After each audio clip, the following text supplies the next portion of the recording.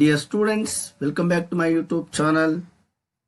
I am your Raghunatha R Social Science teacher, Government High School, Badavanalli, Madhugiri Taluk, Tumkur district. Dear children, our state is Karnataka. We are proud of our state. Karnataka unified in 1953 under the name of Mysore state. In 1973, it was renamed as Karnataka. Before the unification, Karnataka was scattered among various principalities. Before the unification, Karnataka was scattered among various princely states. The British established their supremacy during the later part of the 18th century. After they established the supremacy, they exploited people in various fields of the society like agriculture, trade, and some other. Karnataka was also exploited by the British. There was no security in the society. The people and kings and jamindars and various people suffered by the insecurity. As a result, rebellions against the British happened in most part of the Karnataka. In the beginning, there was no unity among kings and jamindars. Dear children, in this chapter, we learn how the people rebelled against the British and who were the important persons assumed the leadership of rebellion against the British, and some others learn in this chapter opposition to British rule in Karnataka. Dear students, in the fourth chapter, opposition to British rule in Karnataka. In this chapter, we learn Hyder Ali and Tippu Sultan, Dondiya Wag, rebellion of Amarasulya, rebellion of Halagali Bedas, Anglo-Mysore Wars. Anglo-Indian Wars, nothing but Anglo-Mysore Wars, rebellion of Kittur, Rani Channamma and Sangolli Rayana, rebellion of Surapura. Dear students, before entering to the subject, let's discuss briefly about the condition of the 18th century. Dear students, do you know, in the Indian history, the 18th century was considered as the century of political problems.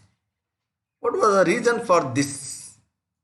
Which reason created the political problems throughout the Mughal kingdom in the 18th century? The reason was the death of Aurangzeb, the Mughal emperor, in 1707. The death of Aurangzeb, the Mughal ruler, created the political problems 18th century throughout the Mughal kingdom. Dear students, in Indian history, the 18th century was considered as the century of political problems. Why?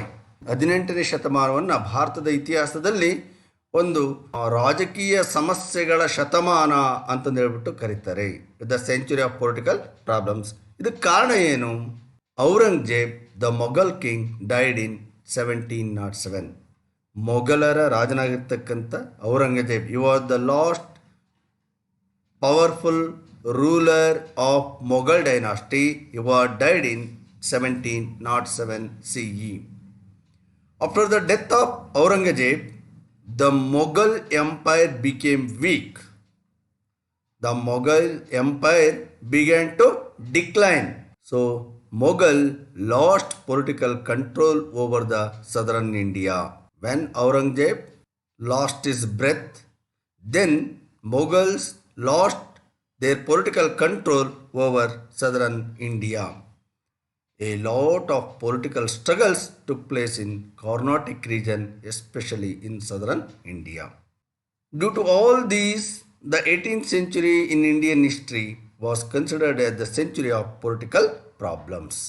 In the other hand, in Mysore kingdom, the death of Chikkadevaraja Wadayar created various political changes in Mysore administration. The death of Chikkadevaraja Wadayar created various political changes in Mysore because he was very powerful ruler. Chikkadevaraja Wadayar was very powerful ruler and he was known as Navakoti Narayana. He was known as Navakoti Narayana and he died without children. He died without children. So his death created the problems of succession and administration. Chikkadevaraja Wodeyar ಮರಣದ ನಂತರ ಮೈಸೂರಿನಲ್ಲಿ ಈ ಒಂದು ಉತ್ತರಾಧಿಕಾರಿ ಮತ್ತು ಆಡಳಿತವನ್ನು ಯಾರು ನೋಡ್ಕೊಳ್ಬೇಕು ಅಂತಕ್ಕಂಥ ಒಂದು ಸಮಸ್ಯೆ ಎದುರಾಯಿತು. All these developments clouded the politics of Mysuru. So ಈ ಎಲ್ಲ ಬೆಳವಣಿಗೆಗಳು, ಒಂದು ಕಡೆ ಇಡೀ ಭಾರತವನ್ನು ಆಳ್ವಿಕೆ ಮಾಡ್ತಕ್ಕಂಥ ಮೊಘಲರ ಶಕ್ತಿಶಾಲಿ ದೊರೆಯಾಗಿರ್ತಕ್ಕಂಥ ಔರಂಗಜೇಬ್ ಮರಣ ಹೊಂದಿದ, ಪರಿಣಾಮವಾಗಿ ದಕ್ಷಿಣ ಭಾರತದಲ್ಲಿ ಅನೇಕ ರಾಜಕೀಯ ಶಕ್ತಿಗಳು ತಮ್ಮ ಮೇಲಾಟವನ್ನು ಪ್ರದರ್ಶಿಸಲಿಕ್ಕೆ ಸಿದ್ಧತೆಯನ್ನು ಮಾಡಿಕೊಳ್ತಾ ಇದ್ದರು. ಅಂತಹದೇ ಒಂದು ಸಂದಿಗ್ಧ ಕಾಲದಲ್ಲಿ ಮೈಸೂರನ್ನು ಆಳ್ತಕ್ಕಂಥ ಚಿಕ್ಕದೇವರಾಜ ಒಡೆಯರ್ ಯಾವುದೇ ಸಂತಾನಗಳಿಲ್ಲದೆ ಅವರು ಮರಣ ಹೊಂದಿದರು.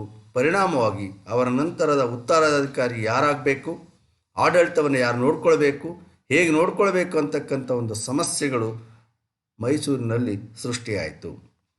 ಸೊ ಇಂಥ ಟೈಮಲ್ಲೇ Hyder Ali gained prominence in this scenario. Hyder Ali gained his power. ಅವನ ಒಂದು ಏಳಿಗೆಯನ್ನು ನಾವು ಈ ಅವಧಿಯಲ್ಲಿ ನಾವು ನೋಡ್ಬೋದು.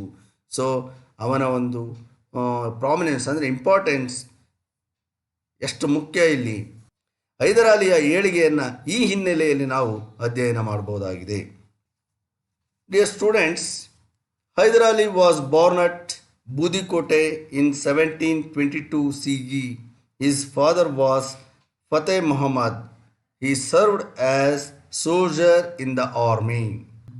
In that time, Krishnaraja II was ruling Mysore, but all the powers were handed over to Devraj and Nandaraj. After the death of Fateh Muhammad, Hyder Ali joined Mysore army as an ordinary soldier. At that time, he showed wisdom and attracted followers. Hyder Ali ತನ್ನ ತಂದೆಯ ಮರಣದ ನಂತರ ಒಬ್ಬ ಸಾಮಾನ್ಯ ಸೈನಿಕನಾಗಿ ಮೈಸೂರಿನ ಸೈನ್ಯವನ್ನು ಸೇರ್ತಾನೆ. He was greatly impressed by his quality and appointed as the commander in the army. He was greatly impressed by his quality and appointed as the commander in the army. Hyder Ali had his own powerful army. Hyder Ali had his own powerful army. With this army, he suppressed the polygars who rebelled against Mysore kingdoms. Fateh ಮೊಹಮ್ಮದನ ಮಗನಾಗಿ ಜನಿಸಿರ್ತಕ್ಕಂಥ ಹೈದರ್ ಅಲಿ ತನ್ನ ತಂದೆಯ ಮರಣದ ನಂತರ ಒಬ್ಬ ಸಾಮಾನ್ಯ ಸೈನಿಕನಾಗಿ ಮೈಸೂರಿನ ಸೈನ್ಯವನ್ನು ಸೇರಿದ. ಆದರೆ ತನ್ನಲ್ಲಿರ್ತಕ್ಕಂಥ ಯುದ್ಧ ಕಲೆಗಳ ಮೂಲಕ ಇವನು ಅಪರಿಮಿತ ಕೌಶಲ್ಯವನ್ನು ಪ್ರದರ್ಶಿಸಿ ಎಲ್ಲರ ಮೆಚ್ಚುಗೆಗೆ ಪಾತ್ರನಾದ. ನಂತರ ಇವನು ಬಹುಬೇಗ ಸೈನ್ಯದಲ್ಲಿ ಉನ್ನತ ಪದವಿಯನ್ನು ಪಡೆದ. ನಂತರ ತನ್ನದೇ ಆಗಿರ್ತಕ್ಕಂಥ ಖಾಸಗಿ ಸೈನ್ಯವನ್ನು ಕಟ್ಟಿರ್ತಕ್ಕಂಥ ಹೈದರ್ ಅಲಿ ಆ ಮೂಲಕ ಮೈಸೂರಿನ ಸಂಸ್ಥಾನದ ವಿರುದ್ಧ ಬಂಡೆದ್ದಿರ್ತಕ್ಕಂಥ ಅನೇಕ ಪಾಳೆಗಾರರನ್ನು ದಮನ ಮಾಡಿದ. Hyder Ali also helped to extending Mysore kingdom by waging war against Bidanur, Rayadurga and Chitradurga. ತನ್ನ ಸೈನ್ಯವನ್ನು ಇಟ್ಕೊಂಡು ಮೈಸೂರಿನ ಸೈನ್ಯವನ್ನು ಬಲಪಡಿಸೋದ್ರ ಮೂಲಕ ಇವನು ಮೈಸೂರು ಸಂಸ್ಥಾನದ ಒಂದು ನಕ್ಷೆಯನ್ನು ಬದಲಾಯಿಸ್ತಕ್ಕಂಥ ಪ್ರಯತ್ನಕ್ಕೆ ಕೈ ಹಾಕಿದ. ಆ ಮೂಲಕ ಮೈಸೂರು ಸಂಸ್ಥಾನದ ವಿಸ್ತರಣೆಗಾಗಿ ಅನೇಕ ಯುದ್ಧಗಳನ್ನು ಇವನು ಮಾಡ್ತಾನೆ. ಬಿದನೂರು, ಚಿತ್ರದುರ್ಗ, ರಾಯದುರ್ಗ ಮೊದಲಾಗಿರ್ತಕ್ಕಂಥ ಸಂಸ್ಥಾನಗಳ ಮೇಲೆ ದಾಳಿಯನ್ನು ಮಾಡಿ ಅಪಾರವಾಗಿರ್ತಕ್ಕಂಥ ಹಣವನ್ನು ಕೊಳ್ಳೆ ಹೊಡಿತಾನೆ. When Hyder Ali plundered the fort of Bidanur, he found a huge amount of wealth and jewels. Bidanur ಕೋಟೆಯ ಮೇಲೆ ದಾಳಿ ಮಾಡಿದಾಗ ಇವನಿಗೆ ಅಪಾರವಾಗಿರ್ತಕ್ಕಂಥ ಸಂಪತ್ತು ಮತ್ತು ವಜ್ರ ವೈಢೂರ್ಯಗಳು ಸಿಗ್ತಾ ಹೋಗ್ತವೆ. ಅವುಗಳನ್ನು ಅವನು ಹಾಗೆ ಇಟ್ಕೊಂಡ.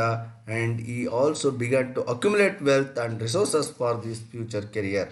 ಆ ಒಂದು ಸಂಪತ್ತನ್ನು ತನ್ನ ಮುಂದಿನ ಏಳಿಗೆಗಾಗಿ ಅವನು ಅದನ್ನು ಭದ್ರಪಡಿಸಿದ. He came to prominence during the siege of Devanahalli and military action against Nizam of Arcot. ಜೊತೆಗೆ ಇವನ ಒಂದು ಏಳಿಗೆಯನ್ನು ನಾವು ಮತ್ತಷ್ಟು ದೃಢಪಡಿಸ್ತಕ್ಕಂಥ ಪ್ರಸಂಗಗಳು ಅಂತಂದರೆ, ಇವನು ದೇವನಹಳ್ಳಿ ಮತ್ತು ಆರ್ಕಾಟಿನ ಮೇಲೆ ಮಾಡಿರ್ತಕ್ಕಂಥ ದಾಳಿಗಳಿಂದಾಗಿ ಬಹುಬೇಗ ಜನಪ್ರಿಯತೆಯನ್ನು ಇವನು ಪಡಿತಾ ಹೋಗ್ತಾನೆ. Hyder Ali distributed the money to soldier and he own the art of soldiers. ನೋಡಿ, ಬಿದನೂರಿನ ಮೇಲೆ ದಾಳಿಯನ್ನು ಮಾಡಿದಾಗ, ಆರ್ಕಾಟು ಬೇರೆ ಬೇರೆ ಪ್ರದೇಶಗಳ ಮೇಲೆ ದಾಳಿಯನ್ನು ಮಾಡಿದಾಗ ಅಪಾರವಾಗಿರ್ತಕ್ಕಂಥ ಹಣವನ್ನು ಕೊಳ್ಳೆ ಹೊಡಿತಾನೆ. ಈ ಹಣವನ್ನು ಈಗ ಅವನು ತನ್ನ ಸೈನಿಕರಿಗೆ ಹಂಚೋದ್ರ ಮೂಲಕ ಈ ಬಿಕೇಮ್ ವೆರಿ ಫೇಮಸ್. ಅವನು ತುಂಬ ಪ್ರಸಿದ್ಧಿಯನ್ನು ಪಡಿತಾನೆ. ಜೊತೆಗೆ ಸಾಧು ಸಂತರಿಗೂ ಬಡ ಜನಗಳಿಗೂ ಹಂಚೋದ್ರ ಮೂಲಕ ಇವನು ಜನರಿಗೆ ಹತ್ತಿರವಾಗ್ತಾನೆ. So he became famous as Nawab Hyder Ali in a short time. So ಇವನು ದಿನದಿಂದ ದಿನಕ್ಕೆ ಏಳಿಗೆಯನ್ನು ಹೊಂದಿ ಆ ನಂತರ ನವಾಬ್ ಹೈದರ್ ಅಲಿ ಅಂತಕ್ಕಂಥ ಹೆಸರಿನ ಮೂಲಕ ಇವನು ಪ್ರಸಿದ್ಧಿಯನ್ನು ಪಡಿತಾನೆ. He studied the French method of warfare. Hyder Ali studied the French method of warfare. ಈ ಒಂದು ಫ್ರೆಂಚರ ಯುದ್ಧ ಕಲೆಯನ್ನು ಅಭ್ಯಾಸ ಮಾಡೋದ್ರ ಮೂಲಕ ತನ್ನ ಸೈನ್ಯದಲ್ಲಿ ಯುರೋಪಿಯನ್ ಮಾದರಿಯ ಶಿಸ್ತನ್ನು ಇವನು ಪಾಲಿಸಲು ಮುಂದಾದ. ಯುರೋಪಿಯನ್ ಮಾದರಿಯಲ್ಲಿ ತನ್ನ ಸೈನಿಕರಿಗೆ ತರಬೇತಿಯನ್ನು ನೀಡಿದ. Hyder Ali was known for his innovations in arms uses. ಯುದ್ಧ ಕಲೆಯಲ್ಲಿ ಇವನಿಗೆ ಅಪರಿಮಿತವಾಗಿರ್ತಕ್ಕಂಥ ಆಸಕ್ತಿ. ಹೊಸ ಹೊಸ ಸಂಶೋಧನೆಗಳನ್ನು, ಅನ್ವೇಷಣೆಗಳನ್ನು ಇವನು ಮಾಡ್ತಾ ಇದ್ದ. ಶಸ್ತ್ರಗಳನ್ನು ಹೇಗೆ ಬಳಸಬೇಕು, ಪಿರಂಗಿಗಳನ್ನು ಹೇಗೆ ಉಪಯೋಗಿಸಬೇಕು ಅನ್ನೋದ್ರ ಬಗ್ಗೆ ನಿರಂತರವಾಗಿರ್ತಕ್ಕಂಥ ತರಬೇತಿಯನ್ನು ತನ್ನ ಸೈನ್ಯಕ್ಕೆ ಒದಗಿಸ್ತಾ ಇದ್ದ. With he swift actions he became the Dalavayi. ಎಲ್ಲ ಬೆಳವಣಿಗೆಗಳನ್ನು ನಾವು ನೋಡಿದಾಗ ಇವನು ದಿನದಿಂದ ದಿನಕ್ಕೆ ಏಳಿಗೆಯನ್ನು ಪಡಿತಾ ಇದ್ದ. ಹಾಗಾಗಿ ಇವನು ಬಹುಬೇಗ ದಳವಾಯಿ ಹುದ್ದೆಗೆ ಏರ್ದ.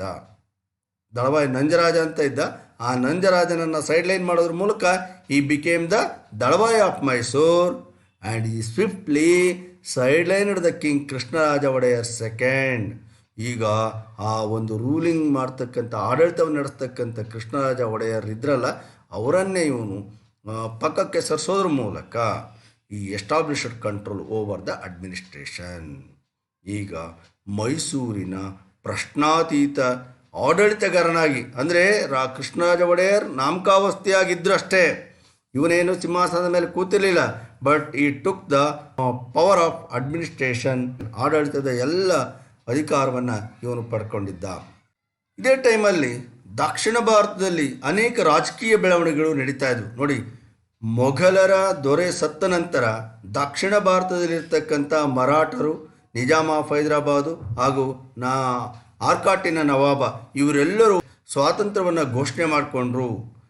ಹಾಗಾಗಿ the Nawab of Arcot, Marathas and Nizam of Hyderabad were fighting to establish their supremacy over each other. ಈಗ ಇವರೆಲ್ಲರೂ ಸಬಾರ್ಡಿನೇಟ್ ಆಗಿದ್ದರು. ಮೊಘಲ್ ಕಿಂಗ್ಡಮ್ಗೆ ಇವರೆಲ್ಲ ಅಧೀನರಾಗಿದ್ದರು. ಆದರೆ when Aurangzeb was died, then Nawab of Arcot, Marathas and Nizam of Hyderabad want to become independent. So they were fighting to establish their supremacy over each other. ಅವರು ತನ್ನ ಆರ್ಕಾಟಿನ ನವಾಬ, ನಾನು ಮರಾಠರು ಹಾಗೂ ನಿಜಾಮರನ್ನು ಬಗ್ಬಡಿಬೇಕು ಅಂತಂದೇಳಿ, ಮರಾಠರು ಆರ್ಕಾಟು ಮತ್ತು ನಿಜಾಮ ಆಫ್ ಹೈದರಾಬಾದ್ನನ್ನು ಬಗ್ಬಡಿಬೇಕು ಅಂತಂದೇಳಿ ಈ ರೀತಿ ತಮ್ಮಲ್ಲೇ ಕಚ್ಚಾಡ್ತಾ ಇದ್ರು. In the mean time both the English and the French tried to exploit the situation in their favour. ಇಂಥ ಒಂದು ಹೊತ್ತಿನಲ್ಲಿ ಭಾರತದಲ್ಲಿರ್ತಕ್ಕಂಥ ಬ್ರಿಟಿಷರು ಹಾಗೂ ಫ್ರೆಂಚರು ಈ ಒಂದು ಪರಿಸ್ಥಿತಿಯನ್ನು ತಮ್ಮ ಲಾಭಕ್ಕೆ ಉಪಯೋಗಿಸ್ಕೊಳ್ಳಲಿಕ್ಕೆ ಅವರು ಮುಂದಾಗ್ತಾರೆ. So let us know more about the Anglo Mysore wars that took place during the reign of Hyder Ali and Tipu Sultan in this backdrop. ನೋಡಿ, ಈ ಹಿನ್ನೆಲೆಯಲ್ಲಿ ಅಂದರೆ ಮೈಸೂರನ್ನು ಆಳ್ತಕ್ಕಂಥ ಹೈದರಾಲಿ ಮತ್ತು ಟಿಪ್ಪು ಸುಲ್ತಾನರ ಅವಧಿಯಲ್ಲಿ ಬ್ರಿಟಿಷರು ಹಾಗೂ ಮೈಸೂರು ಸಂಸ್ಥಾನ ನಡುವೆ ನಡೆತಕ್ಕಂಥ ಆಂಗ್ಲೋ ಮೈಸೂರು ಯುದ್ಧಗಳನ್ನು ನಾವು ಈ ಹಿನ್ನೆಲೆಯಲ್ಲಿ ಅಭ್ಯಾಸ ಮಾಡಬಹುದು. Dear children, now I am going to explain about first Anglo-Mysore War. Before entering to the subject, let's understand the background of the war. ಈಗ ಯುದ್ಧ ಯಾಕೆ ನಡೀತು, ಯುದ್ಧದ ಹಿನ್ನೆಲೆ ಏನು ಅಂತ ನಾವು ನೋಡೋದಾದ್ರೆ, the increasing influence of Hyder Ali,